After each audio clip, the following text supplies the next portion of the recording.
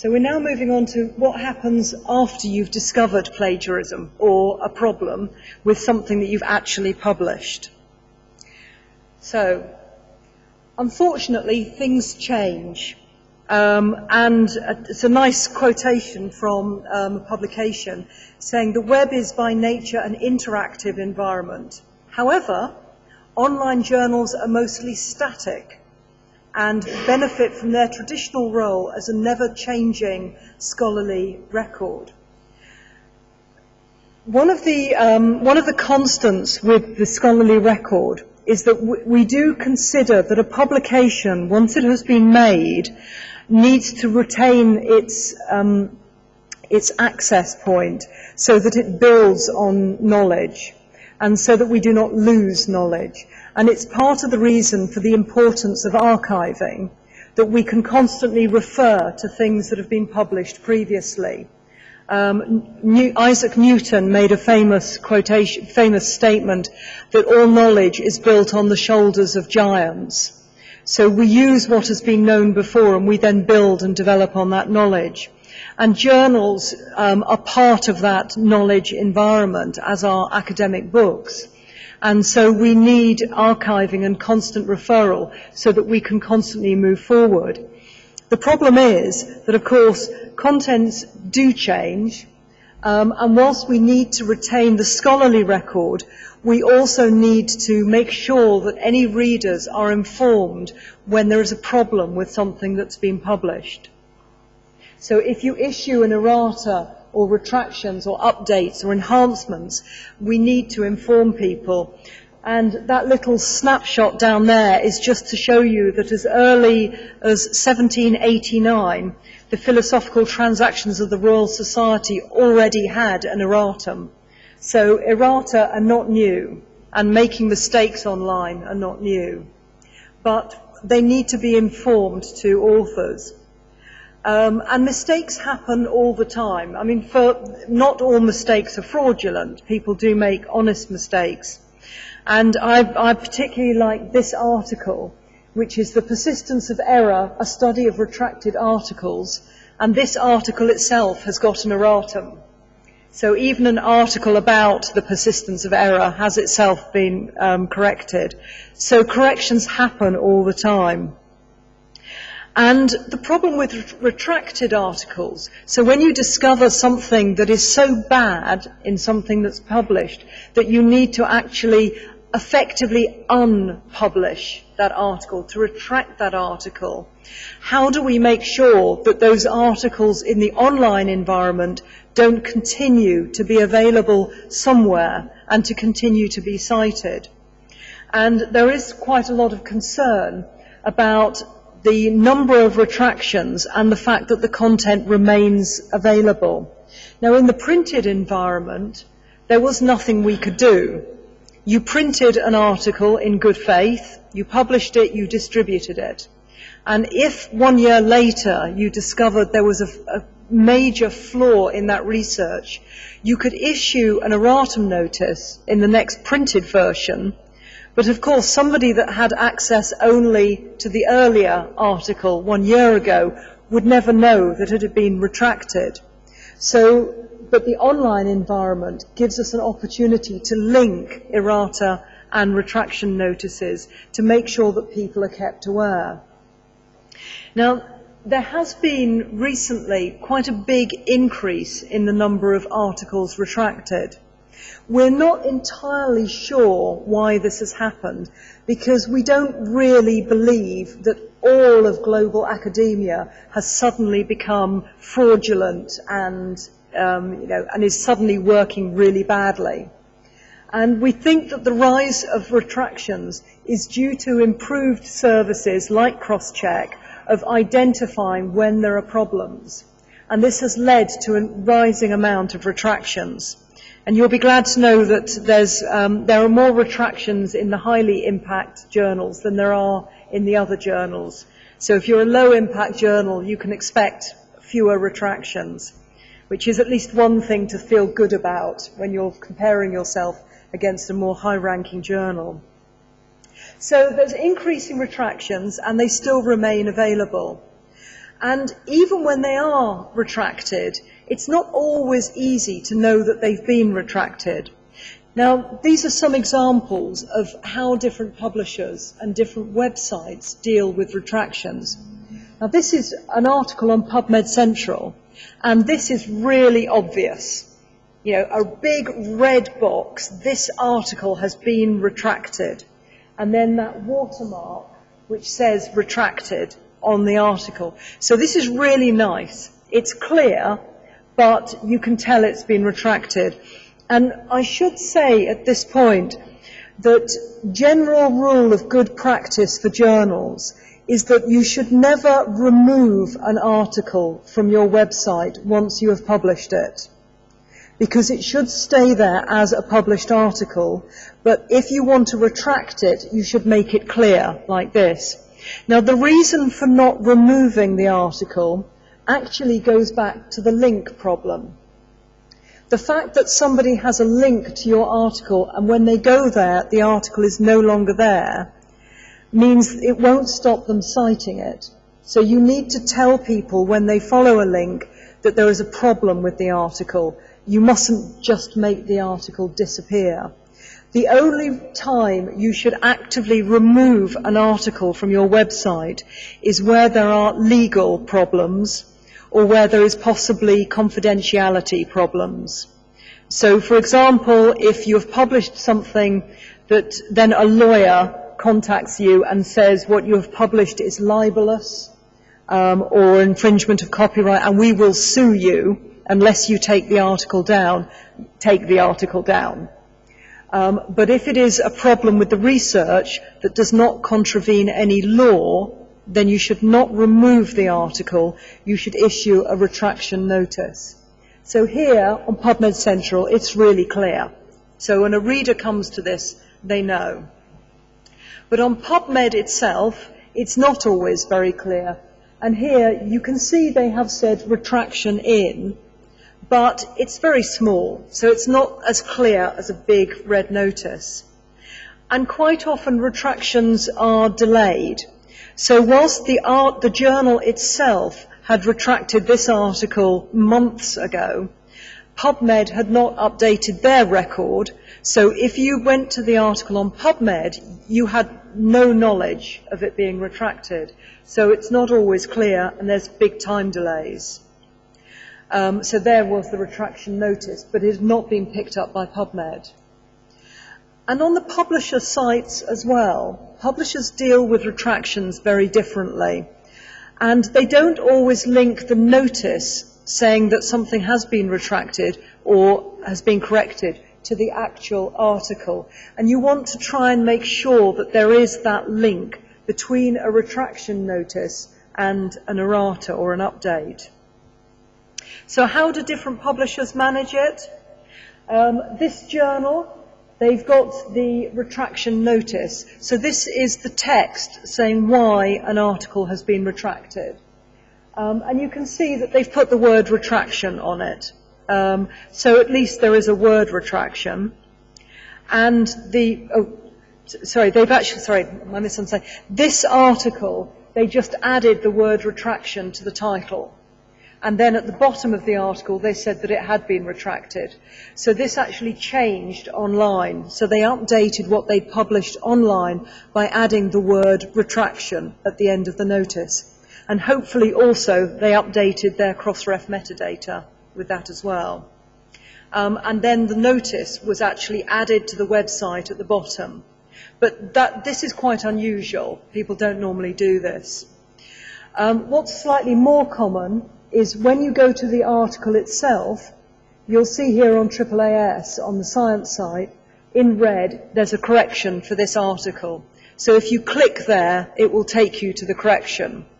So it's informed you, and it's sort of clear. BMC put this line above their articles. They have a lot of retractions and erratum. They have a line above it there, a retraction for this article has been published. So if you click there, it will take you to the retraction notice. It's sometimes clear, it's not always very clear on their site. The one thing VMC do, which I think is very good, and I would advocate that all publishers do this, when they issue a retraction notice or an erratum, they give it exactly the same title as the article that it is retracting or correcting, but they put in the front, in capitals, retraction or erratum or addendum or whatever. And I think this is very good for several reasons. The main one being that if you Google this article, both the article and the retraction will come together in the search results because they've both got exactly the same title except for this word at the front, retraction or erratum. So the articles will always appear together when you search. It also makes it very clear, because it's in capitals, that it's a retraction or an erratum notice, and it's not a unique article in its own right. So this is a very simple editorial decision they made that they implement on all their articles. Then what they do with this retraction notice is it's exactly the same metadata as the original article. So the same title, the same authors, the same affiliations. But instead of the article, it's just the notice saying this article has been retracted because, and gives a reason. So all the metadata of this retraction notice is identical to the original article, except for the title, which has the word retraction, which also means that anybody retrieving the metadata from the CrossRef metadata service would also find these two articles together all the time. They would always appear next to each other because they've got very similar metadata. They're also deposited with a DOI, so this is treated like an article when it's published. But unfortunately, for many publishers, because errata and retractions do not happen very frequently, every time they happen, somebody different deals with them and does something different with them. So they appear very differently, even within the same journal. And this makes it very confusing for readers. And it also means for the publisher, because the publisher does not have a policy on how they deal with errata and retraction, every time something happens, the publisher has to sit down and go, what do we do? Should we do this or should we do this? And who should we talk to in the editorial board? So it's very good policy to actually have a policy on how you deal with mistakes and how you deal with errata, so that they can be treated consistently whenever they happen, and hopefully they don't happen very often, but also it means they don't take you extra time to work out what you're going to do in every case. So you actually have a list, a checklist, if you like, of what you're going to do. There's also the thought that you need to think beyond your own website, because articles are read offline, PDFs are downloaded, people cache the HTML pages, and also your articles can easily appear on multiple sites, such as institutional repositories or personal websites. So people that have effectively taken the content from your website and are accessing it elsewhere, if you then issue an erratum or a retraction notice, those people won't be aware that the article's being corrected. And, and that means you've got a disconnect between the correction notices. So CrossMark was launched to try and deal with this problem and to provide a linking between any changes to an article and the article itself, even though those corrections might not happen for years into the future. At least they would always be linked together. And also trying to find a way of linking off-site articles. So where people have downloaded the article and are reading it maybe 2 years later, that there'll be some way of linking that article with the original content. So CrossMark, which has this little logo like a flag, it identifies a publisher-maintained copy of the content, but more importantly, it's a live link that you can click on and will tell you whether what you're reading is current or whether there have been any changes or corrections made to it. Excuse me, I've got a bit of a cough. So currently, we're working in a situation where you've published your articles, you've published an erratum, but they're separate, they're in different places on your website. But of course, they both have DOIs, and unless you actually edit the HTML page or the PDF to add that link in to the erratum or the retraction notice, there's no way these are linked. But as I said, they do both have DOIs. They're both registered like an article with CrossRef. And therefore, CrossRef thought, well, if they're both linked to us, surely we can find a way of linking them to each other. So they said, well, why not associate the erratum with the DOI that it's correcting? So you can actually link the two together.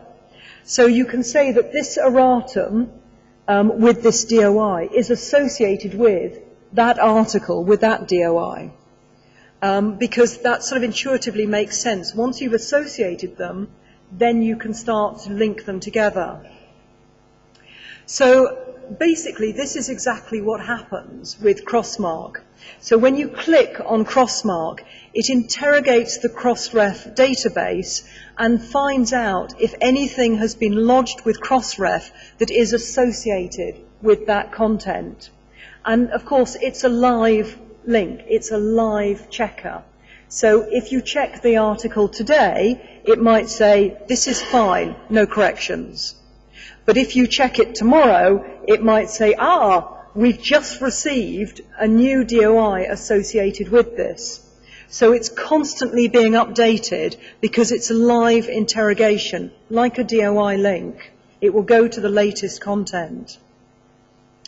And therefore it can call up any items that are associated with that content. So for example, this is an article, and as you see, a retraction has been published. So this is a screenshot of an article where a retraction has been published. And the publisher has put that red line there. But you'll also see up at the top, you've got a CrossMark logo. And if you click on that, it calls up a box, and you see an exclamation mark, updates are available. It tells you there's a retraction and the date on which it was lodged, and you've got the DOI link there. So if you click on that DOI link, that will take you to the retraction notice. So it will take you somewhere that tells you this has been updated. It's also got some more information down there, which I'll come on to in a minute.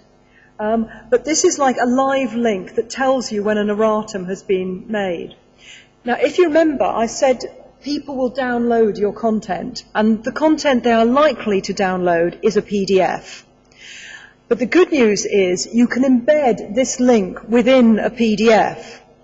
So if somebody opens that PDF and they've saved it on their laptop, and they open that PDF on their laptop in 2 years' time, this logo will still go and interrogate CrossRef.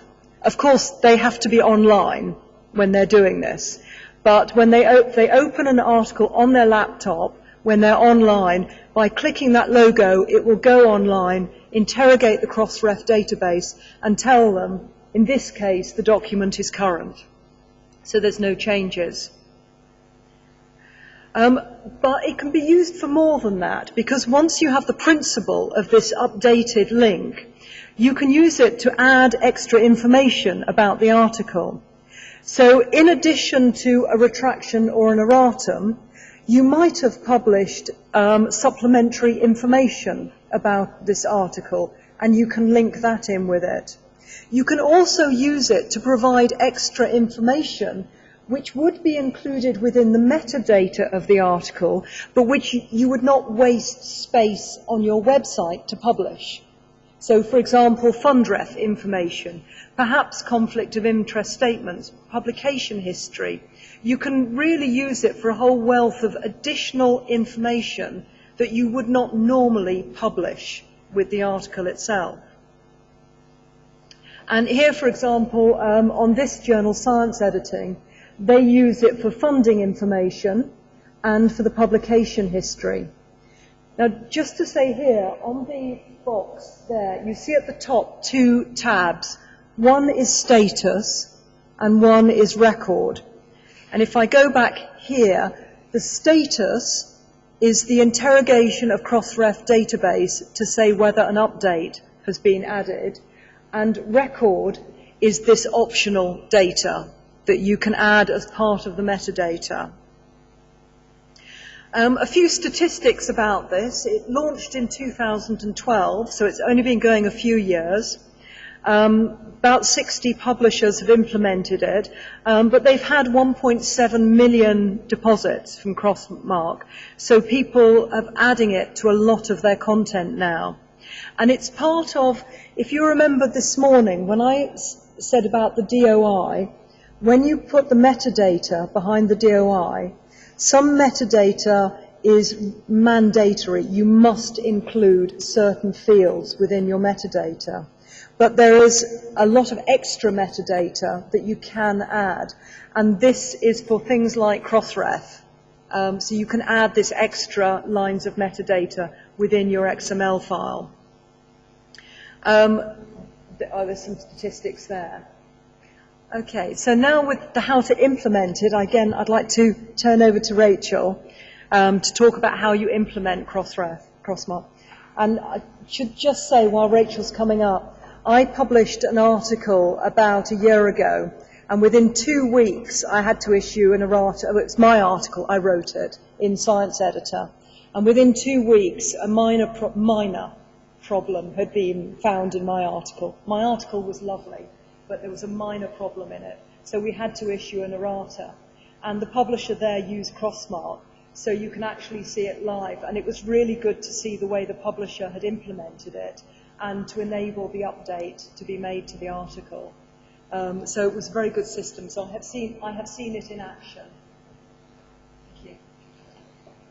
Cool. So I can just go through some technical steps quickly, and then you can all have coffee. Details on what I'm going to go through are on our website, so don't worry about having to sort of write everything down.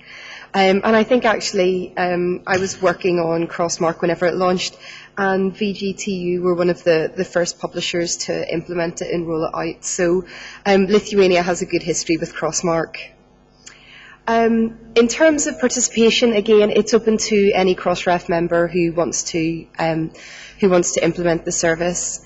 And in terms of the obligations of participants, you need to maintain your content. This is something that publishers do and how publishers add value.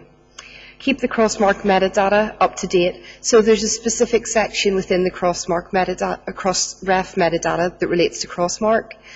And adhere to the logo display guidelines. We're not too strict on those, but we need the CrossMark to look like a CrossMark so that there's consistency across publishers and people know what it is and what it does. So there are a couple of steps that surround CrossMark that publishers would need to think about and implement. So the first thing is creating a CrossMark policy page. So you want to let your readers know what CrossMark is, why you've implemented it, and maybe link out to your policies and corrections, retractions, etc. So we've got some set text and some examples on the website, but people like, for example, Wiley, have just added a paragraph of text to say what CrossMark is and what it does. Pippa talked about the fact that you can add custom metadata fields, so you can provide additional information on that record tab to give additional information for people reading the paper. So, example, on the peer review process. So that's not something that CrossRef enforces. We don't have a list to say this is what you should do. So as a publisher, you can think about the kind of things that your readers might find valuable, look at what other publishers are doing, and deciding what to add. Best practice for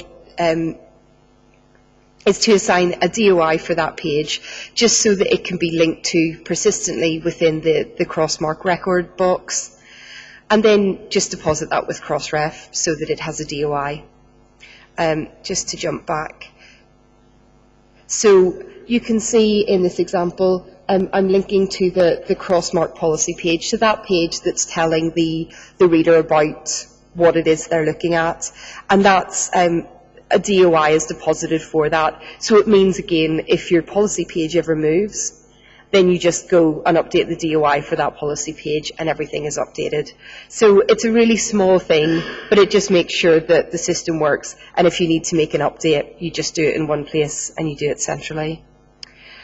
In terms of individual journal articles or book chapters, you can deposit the CrossMark metadata just as an additional section within your standard CrossRef deposits. There is the option, so for older content, if you wanted to go back and add CrossMark information to older publications, then you could just give us the DOI that you want to update with that small section, so you don't have to give us everything again. Again, it's not a requirement. If you decide to participate, it's not a requirement to add that information to your back files. You could just start from a certain date. And that's the kind of thing that it would be useful to put in your CrossMark policy page. The minimum information that we'd need in that section is the DOI of the content that you're applying the CrossMark to, the DOI for the policy page, and if it is a DOI for an erratum or for a retraction, then you need to let us know which other article that paper is retracting.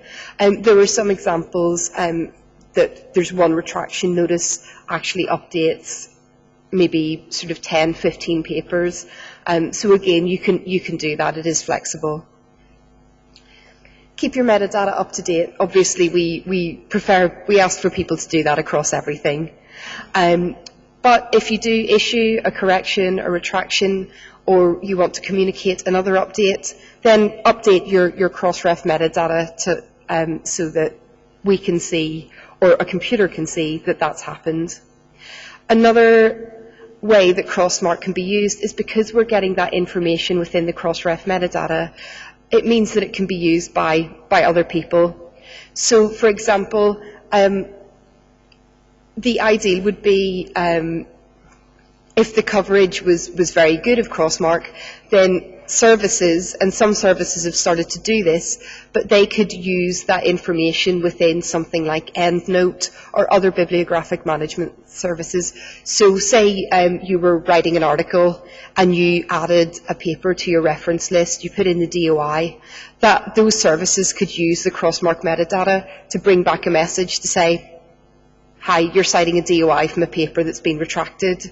So long term, that would be something that the system is set up to do.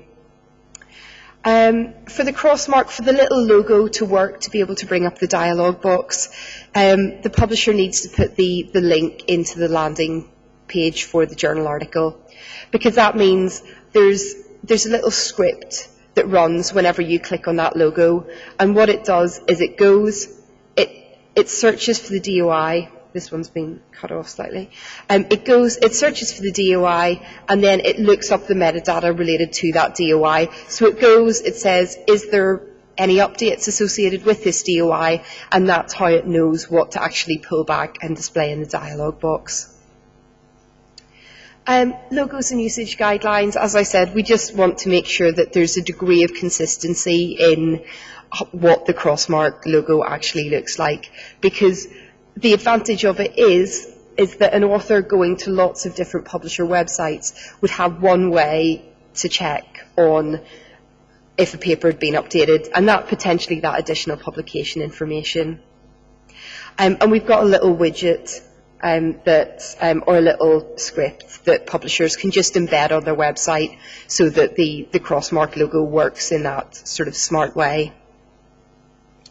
As Pippa said, one of the really big advantages of CrossMark is adding it to PDFs, because once they're gone and off your website, they're sort of lost in the ether a little bit. So having the CrossMark logo on those ensures that if an author clicks or a reader clicks on those, then they'll still be able to find out if the article has been updated or not.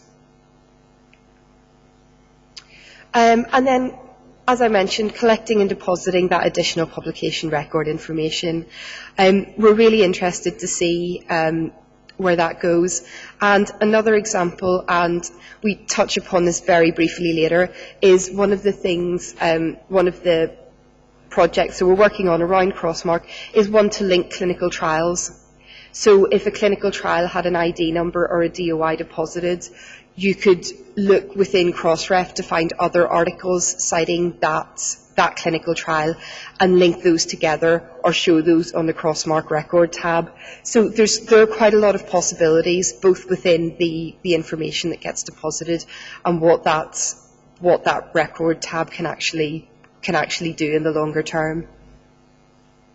There's no extra cost to say that you want to do CrossMark.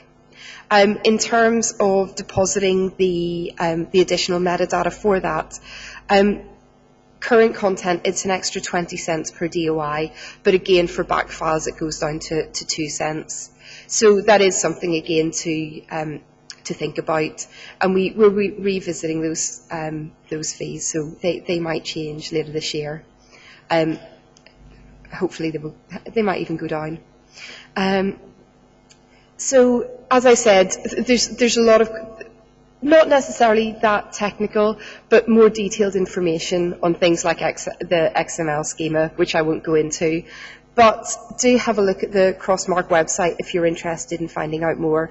And again, my colleague Kirsty does regular webinars on the service and presentations as well.